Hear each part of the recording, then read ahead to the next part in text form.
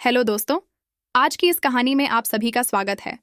इस कहानी में मैं एक लड़के का रोल निभा रही हूँ। यह बात मैं अपनी जिंदगी में कभी नहीं भूलूंगा कि मेरी मौसी ने मेरा बराबर का साथ दिया। उन्होंने मेरी गर्लफ्रेंड की कमी को पूरा किया। उस रात मैं छत पर अकेला बैठा था।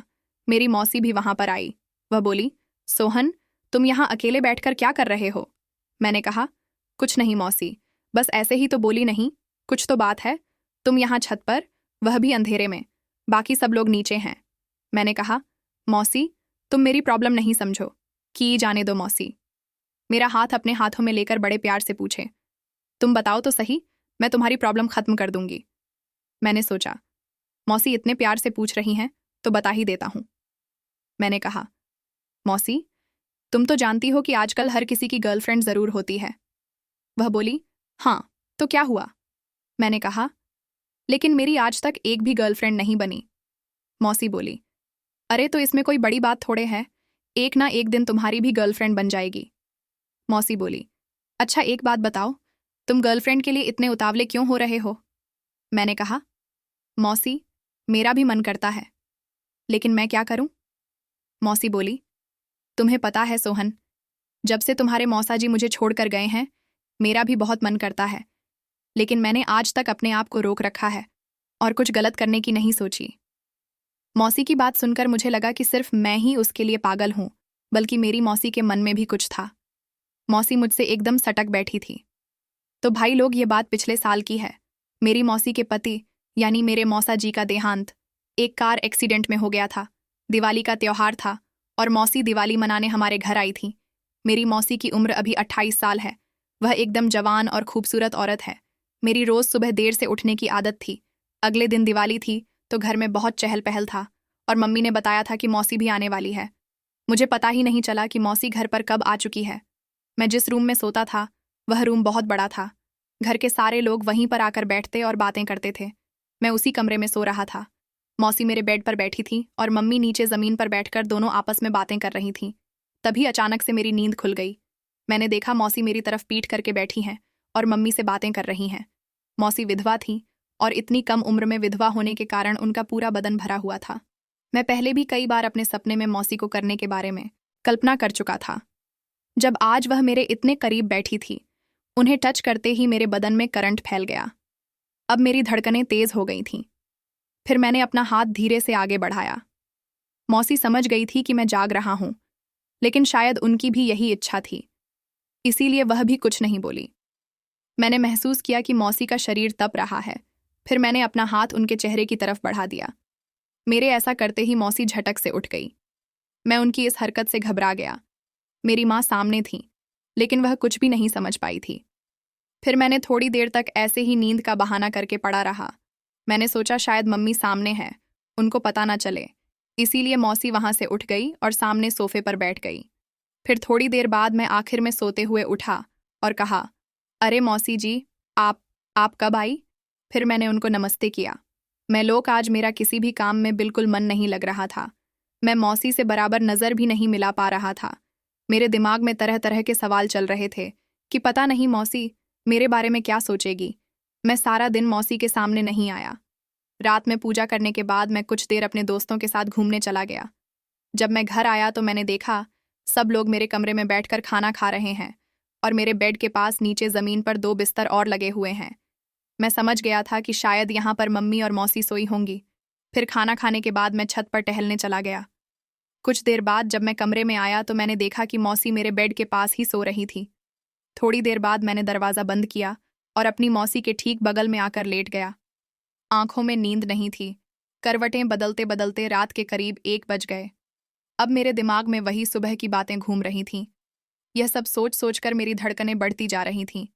मौसी को देखकर मैं खुद पर कंट्रोल नहीं कर पा रहा था। भाई लोग, मेरी मौसी सच में इतनी ज़्यादा खूबसूरत थी कि अगर इनको कोई एक बार देख ले तो बस देखता रहे। उनकी छोटी छोटी प्यारी प्यारी आंखें, कुछ भी कहो, वह कमाल की है। सारे लोग दिवाली मनाने में बिजी थे। सारा घर मेहमानों से खचाखच भरा था। मैंने मम्मी से पूछा, मौसी कहाँ है? वह बोली, तुम्हारी मौसी ऊपर वाले कमरे में होगी।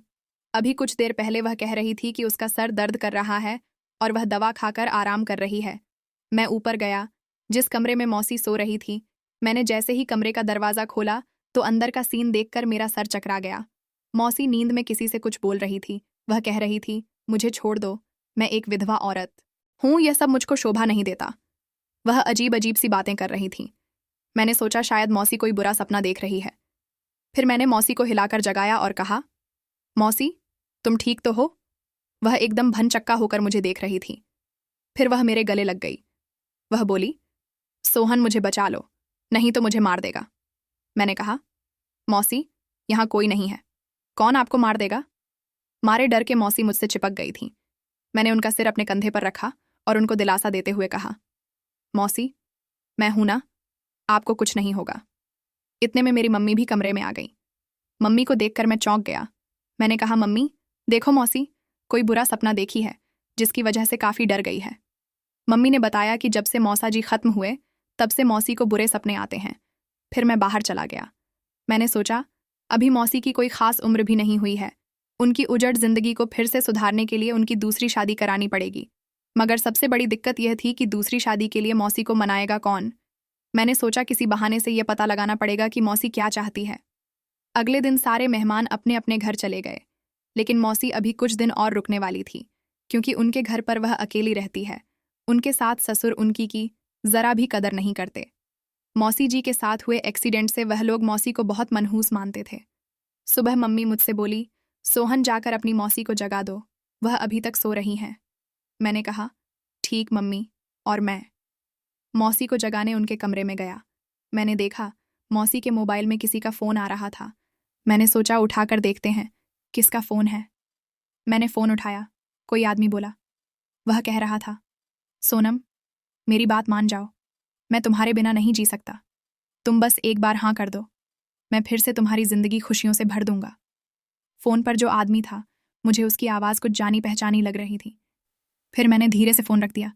मैं बाहर आया तो पापा बोले, सोहन, तुम्हारी मौसी उठी है। मैंने कहा, हाँ पापा, मैं अभी अभी जगा कर आया हूँ, वह आ रही है। थोड़ी देर बाद मौसी बाहर आई। वह काफ़ी उदास लग रही थी। मौसी सलवार कमीज़ में बहुत सुंदर लग रही थी। मैंने कहा, आओ मौसी, नमस्ते, नाश्ते करो। तो मुस्कुराकर बोली, तुम करो, मैं बाथरूम से आती हूँ। नाश्ता करने के बाद मैं अपने दोस्तों के साथ बाहर घूमने चला गया। मैं शाम को काफ़ी देर से घर आया। सब लोग खाना खा चुके थे, सिर्फ मैं बाकी था। फिर मैंने भी जल्दी से खाना खाया और सोने चला गया। मैं जा रहा था, तभी मुझे मौसी के कमरे के अंदर से कुछ आदमी की आवाज़ सुनाई दी। मुझे लगा इतनी रात को मौसी के कमरे में यह आदमी कौन है। मैंने दरवाज़ा खटखटाया। काफ़ी देर बाद मौसी दरवाज़ा खुली। वह बोली, क्या हुआ सोहन, कोई काम है क्या? मैंने कहा, मौसी, अभी तुम्हारे कमरे से किसी आदमी की आवाज़ आ रही थी। सच सच बताओ, क्या चल रहा है तुम्हारे और उस आदमी के बीच? मौसी बोली, कौन सा आदमी? मैंने कहा, मौसी, मैं सब जानता हूँ, वह तुम्हें बार बार फ़ोन भी करता है। काफ़ी पूछने पर मौसी बताई कि वह कोई और नहीं बल्कि मेरे पापा हैं। उनके की बात सुनकर मेरे पाँव के नीचे ज़मीन खिसक गई। मौसी बोली, तेरा बाप मुझसे शादी करना चाहता है। मौसी की बातें सुनकर चुपचाप वहाँ से चला आया। मैंने सोचा, अगर यह बात कहीं मेरी मम्मी को पता चल जाएगी तो वह क्या करेंगी। अगले दिन मेरी मम्मी मुझे बुलाई। वह कहने लगी, सोहन, आज से तुम्हारी एक नहीं बल्कि दो माएँ हैं, एक मैं और दूसरी तुम्हारी मौसी। मम्मी के मुंह से यह बात सुनकर मैं चौंक गया। वह बोली, मुझे इस बात से कोई ऐतराज़ नहीं है। फिफ, मैंने भी कह दिया। जब किसी को कोई ऐतराज़ नहीं है तो मुझे किस बात का ऐतराज़ है। बल्कि मैं तो और भी खुश हूं कि मेरी मौसी अपनी ज़िंदगी के सारे दुख भूलकर अच्छे से रहेंगी। तो दोस्तों, इस वजह से मेरा मौसी के साथ मस्त वाला क्रिकेट खेलने का सपना सपना ही रह गया।